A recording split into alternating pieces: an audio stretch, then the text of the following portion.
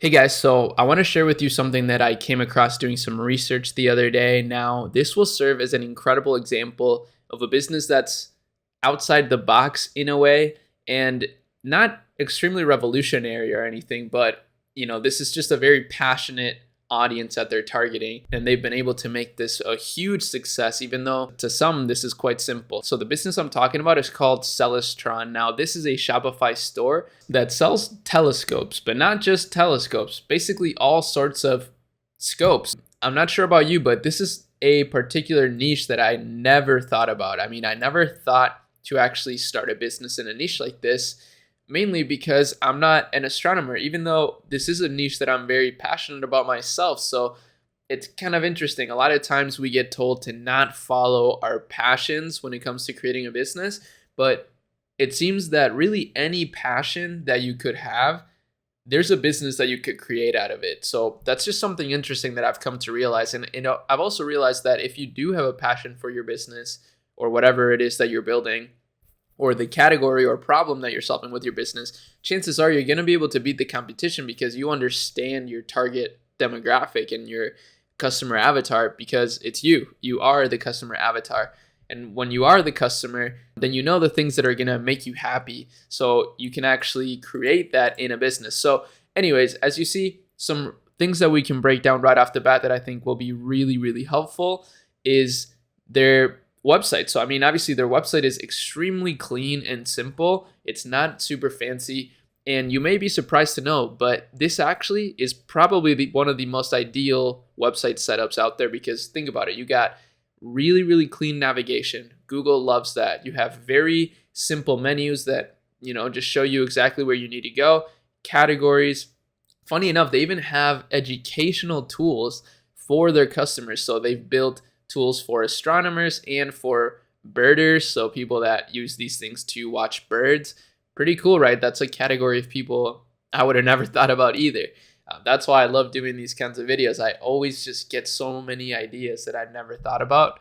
Now, as I told you before, they also have microscopes, so they're going, they're on both ends of the spectrum when it comes to these optical products, and really, they're pretty expensive products, but that's just the nature of the niche, right? Like, the products in this category tend to be kind of expensive.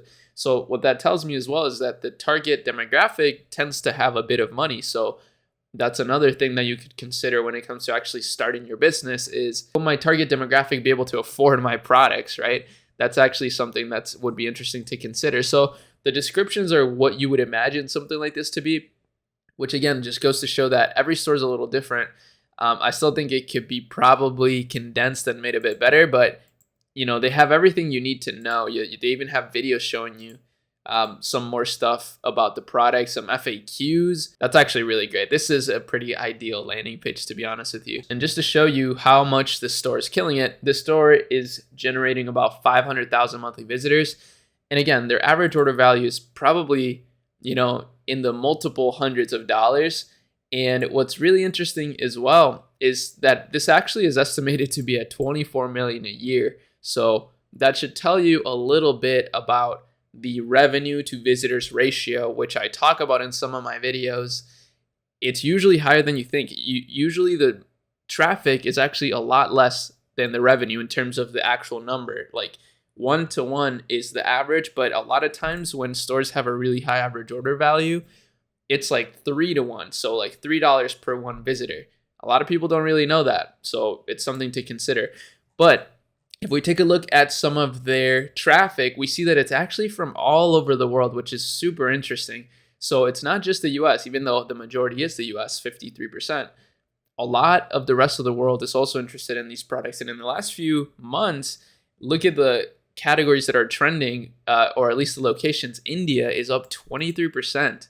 Which is pretty significant. In Australia, 30%. So people in Australia are starting to get very much into bird watching and astronomy, apparently.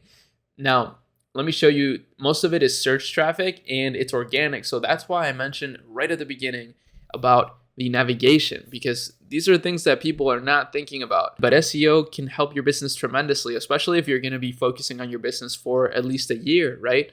a year is a long enough time to have some meaningful results through just search engine optimization, especially if you're in a niche like this that's super specific. As you see, they have over 1.7K different keywords that they're targeting and ranking for. Now, interestingly enough, one of their best social media pages, which I really love, is Twitter. They actually get really good engagement on Twitter for a brand Twitter page. You don't really see this often, so it's really cool to see it, in my opinion.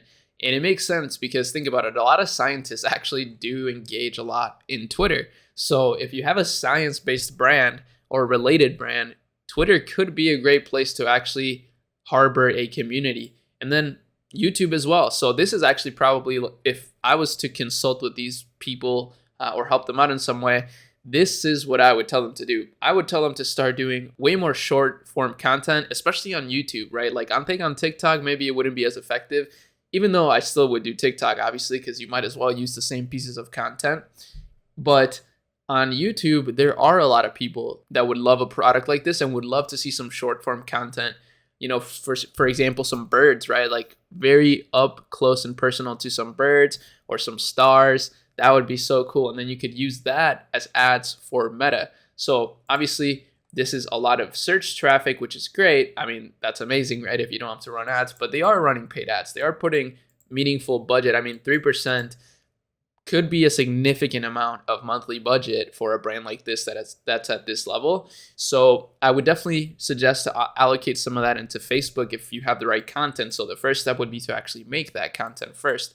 Actually, they are running Facebook ads. I actually checked it out, but it seems to me the way that they're running Facebook ads is just by boosting their posts, which is a very inefficient way to do it. You're not really measuring much when you do this, and you're just not optimizing for the right metrics. I mean, getting reach on your page is great, but getting conversions should also be a large portion of the money that you're spending on ads, especially with machine learning nowadays. That's one of the things that people really don't get, is that the machine learning on Meta and Google is literally insane, right? Like it will find you customers. So spend on what you want, which is usually conversions. A lot of people boost their posts on their Facebook pages or their Instagram pages, and I'm not saying there's something wrong with that. It's just not the most effective way to do it. But that's really about it for this one. Just wanted to share with you a very interesting store in a very interesting category that personally I'd never really talked about it. I've never considered for creating a business. So I thought it was really cool. Last thing I want to say is some of you have been asking me what's actually in the Shopify brand starter kit that we recently launched under Akemi Lab. So now I actually added a little video here showing you basically what's in it. It'll show you kind of all the things that you get, the template that you get to stay on track with your goals, the actual template that you get for your store. So we actually create the store for you, and then we just transfer ownership to you. And then some of the course content. So it also includes a lot of course content, which is really good. I actually talk a lot about Facebook ads in there, or not a lot about it, but we have some really good foundational pieces of content on how to run and scale some Facebook ads, and a little bit about TikTok as well. Just some really interesting stuff. Again, this is still a beta product, so it's not automated. If you buy this, you're going to have to wait like a couple hours to actually receive all this stuff. But, you know, we're working on automating it, and, you know, we're just trying to collect as much feedback as possible so far. So the link is in the description for this. I may just post this video on YouTube, the demo here that I did. But if I don't, then you can just watch it on the website. And yeah, that's really about it. Hopefully you guys enjoyed this video. Hopefully it was valuable in some way. I think I definitely have some things in my brain that I learned from this store. But with that said, see you in the next video. Peace.